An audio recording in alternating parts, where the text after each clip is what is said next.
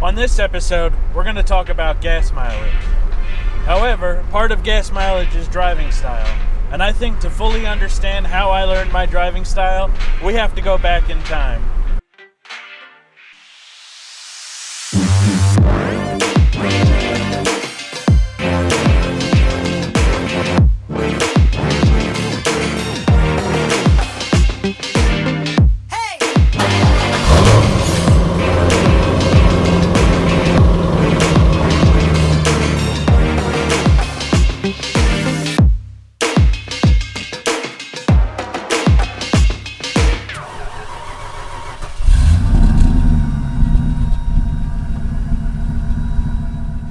Hey Vetheads, so if you're looking to use the C5 as a daily driver, or really any car for that matter, you're inevitably going to wonder about gas mileage.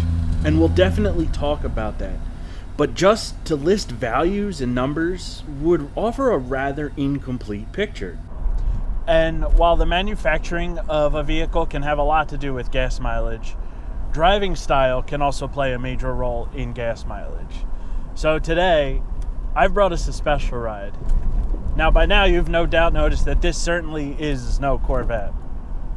This Midnight Current Lincoln Town Car shaped my driving style. She was the first car I bought with my own money in high school, and I've had her for 13 years. She was my daily driver up until I purchased another car after college. So I know, a town car isn't the first thing that comes to your mind when you think of gas mileage. It's a beacon of American luxury. Yet this yacht taught me a lot. So I'm the type of driver who spends the majority of my time in the right lanes. You know, I'm out to cruise. I'm not in a rush. I'm not racing anybody. I don't gun it from red light to red light, and I try to stay at a constant speed on the highway, usually matching the flow of traffic. All of this was born here in my town car, and I've carried it with me as I moved from vehicle to vehicle. I've also made a little game out of it. Now, I played video games growing up, and while I don't play them as much as I used to, I've turned the goal of high gas mileage into a personal challenge.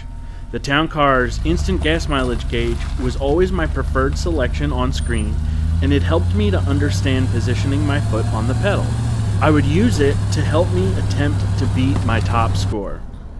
The town car is an automatic though. The Corvette was my first manual daily driver. So I had to learn gearing selection from scratch. As of now, I'm still getting used to it. However, I've begun settling into a pattern. Now, if you don't know, several standard transmission Chevys from the early 2000s have this 1-to-4 feature. Essentially, in order to help achieve higher gas mileage, it locks off second and third gears, forcing the stick into fourth when you shift. It was a cool feature for all of about 30 seconds when I owned the car. Honestly, it's more of an annoyance now, and it doesn't balance out its intended goal. It often kicks in at moments where you were going to use second, and then it usually causes a bit of confusion for me, as the lock within the system really makes the transition unsmooth and unnatural. In addition, it seems to bog the engine down a bit, usually dropping it to under 500 RPMs. Now, it can be deleted, but I really haven't gotten around to it as of yet. However, I do employ a non-sequential pattern on my own, often going 1-3-5-6 or 1-2-4-6, depending on what exactly I'm doing. Just a habit I've picked up, and it seems to keep the gears a little more suited for city driving. It's also good for cutting down clutch work, especially when I'm stuck in traffic.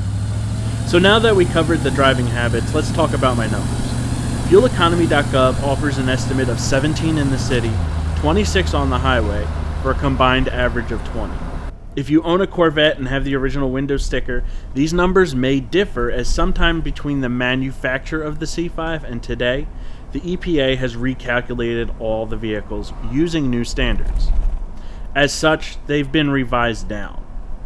So, with the EPA estimates in mind, what can you expect real-world driving? So, I estimate I drive somewhere fairly close to 50-50.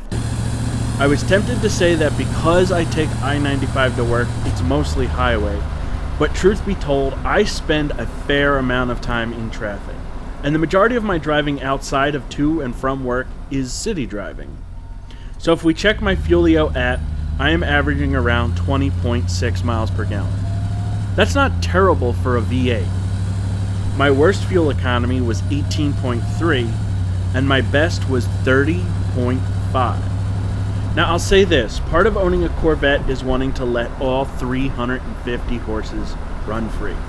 And I have. All of those times did not seriously affect my mileage, but I also wasn't running at full power for very long.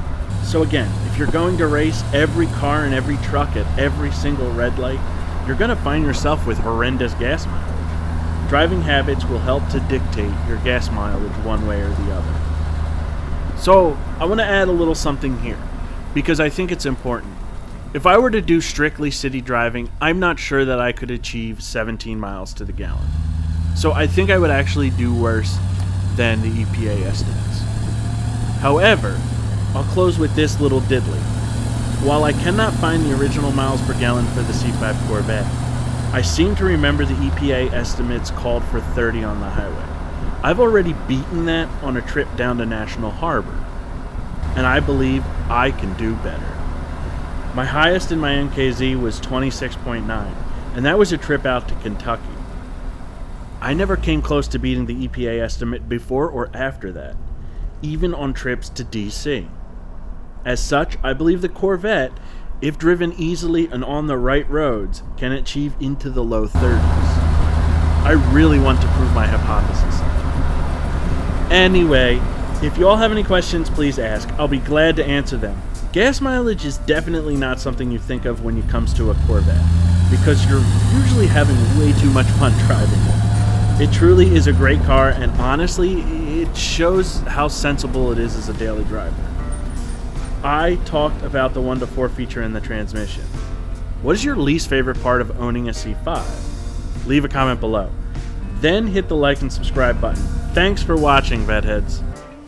Hey Vetheads, so this is typically the point in the video where I put some more stuff on screen for you to click on. But I wanted to take this opportunity to quickly recommit myself to my town car. So I was actually really embarrassed when I went to pick this up. I was not going to record at all. Just do another typical episode in my Corvette. But you know what? This baby meant a lot to me. My town car really carried me through a long time. This is, I fell in love with the Lincoln brand because of my town car. And now I drive a Chevrolet. Kind of funny, but that's a story for another time. Yeah, like I said, I was kind of embarrassed at the condition it was in. But you know what? I kept this car for a purpose. I was hoping to restore it at some point. And now that I know how far it's actually gone, I think it's time to recommit myself to putting this thing back together and fixing it the way it should be. So that's just all I had. If you like my videos, hit like and subscribe. I would really appreciate it. I try to offer bi-weekly content. Thanks again, Vetheads, and I will see you in the next video.